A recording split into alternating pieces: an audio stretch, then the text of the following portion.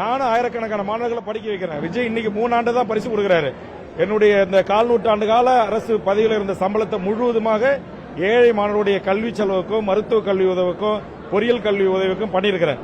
தமிழ்நாட்டில் ஏற்கனவே இருந்த மருத்துவக் கல்லூரிக்கு பிறகு இன்னைக்கு 36 மருத்துவக் கல்லூரி புதியதாக தமிழ்நாட்டில் உருவாயிருக்குன்னா என்னுடைய கான்செப்ட் கலைஞர் ஏற்றுக்கொண்டது. மாவட்டத்துக்கு ஒரு பொறியியல் கல்லூரி என்கிற கருத்து என்னுடைய கருத்து. முதல் பொறியியல் கல்லூரியை கிண்டியில தான் கொண்டு வந்தேன். அதே மாதிரி இன்னைக்கு தொகுதிக்கு ஒரு கலைக்கல்லூரி என்றது என்னுடைய கருத்து. இவர் விஜய் நாஜி சாதாரணமா படிக்கிற மாணவர்களுக்கு தான் பரிசு கொடுக்கிறாரு. நான் என்னுடைய மாணவர் செல்வங்கள், குறிப்பா விழுப்புரம், கடலூர் போன்ற மாவட்டத்தை சேர்ந்த பிற்படுத்தப்பட்ட மாணவர், தாழ்த்தப்பட்ட மாணவர் செல்வங்கள், அவங்க ஏரோநாட்டிக் சொல்லக்கூடிய அந்த படிப்பும், அதே மாதிரி ராக்கெட் ஏவுவதற்கும், ராக்கெட்ல சேட்டலைட்டை தயார் செய்து அனுப்புவதற்கும் நான் 1 கோடி ரூபாய் என் சொத்து பத்து வித்தாவது 1 கோடி ரூபாய் செலவில் ஆயிரக்கணக்கான மாணவர்களுக்கு அந்த படிப்பை கற்றுவித்து அவர்களை